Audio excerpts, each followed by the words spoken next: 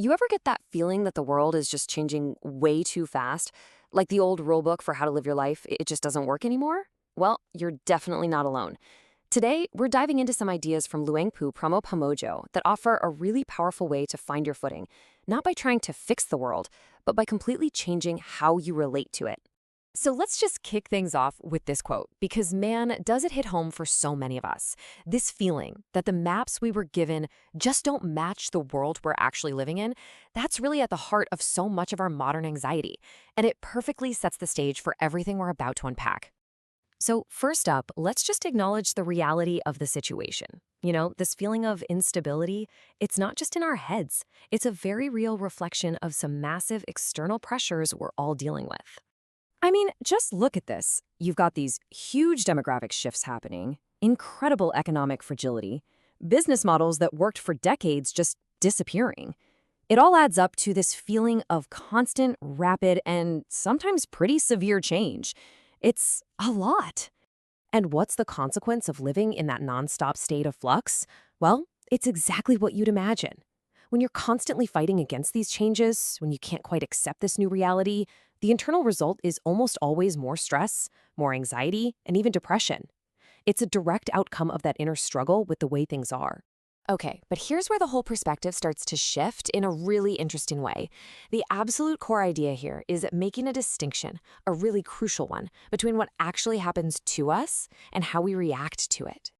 This slide just lays it out so perfectly. Look at the left side. You've got the problem. It's the external thing. The neighbor's dog makes a mess on your lawn. That is a fact. But then on the right side, you have suffering.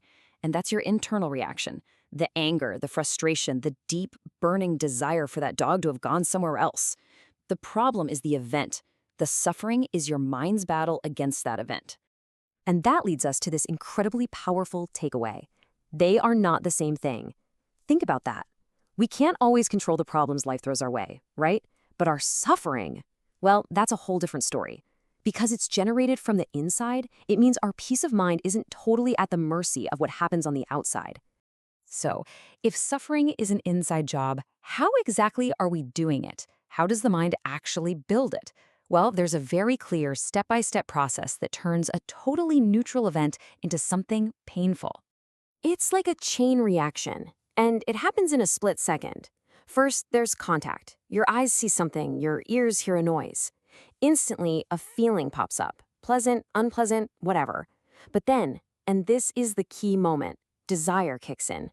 The mind grabs onto that feeling. It either craves more of it or it wants to push it away. And that's what launches the struggle.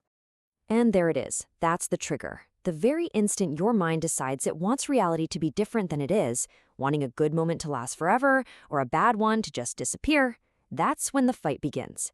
And that internal fight, that resistance, that is suffering.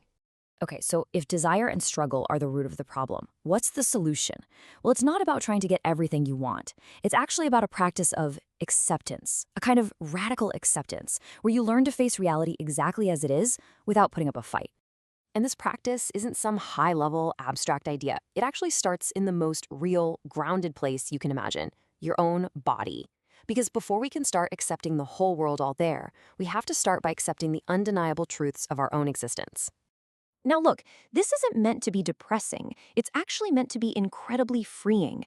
These are the non-negotiable facts of being alive. We're born, we get older, we will all get sick at some point, and we will all die. Fighting against these truths, that is a surefire recipe for suffering. But accepting them, that's the foundation for real peace. This quote really puts everything into perspective, doesn't it? If you can genuinely make peace with the biggest, most fundamental truth of life, that it ends, then suddenly all the smaller day-to-day problems, they just don't have the same power over you. It reframes everything. So how do you actually do this?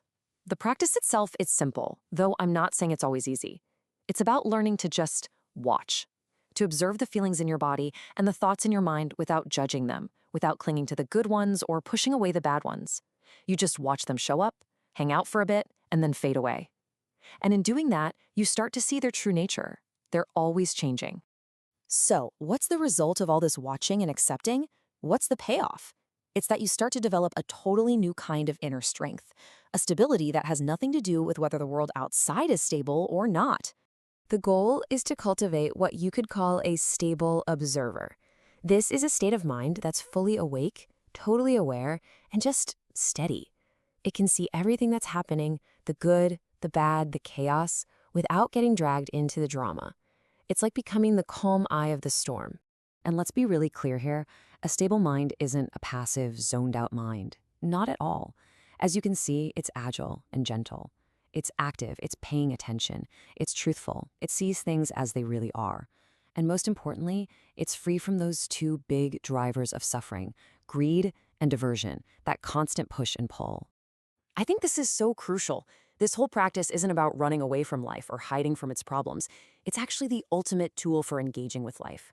It's about building an inner foundation that is so solid you can face all the craziness of our unstable world with real clarity, resilience, and a deep, unshakable sense of peace. And that really brings us to the final question this whole explainer leaves us with. We know for a fact that problems are going to happen. They're an inevitable part of life. But is suffering? Based on everything we've talked about, maybe, just maybe, our suffering is optional. And that is a really powerful thought to take with you. Thanks for joining me.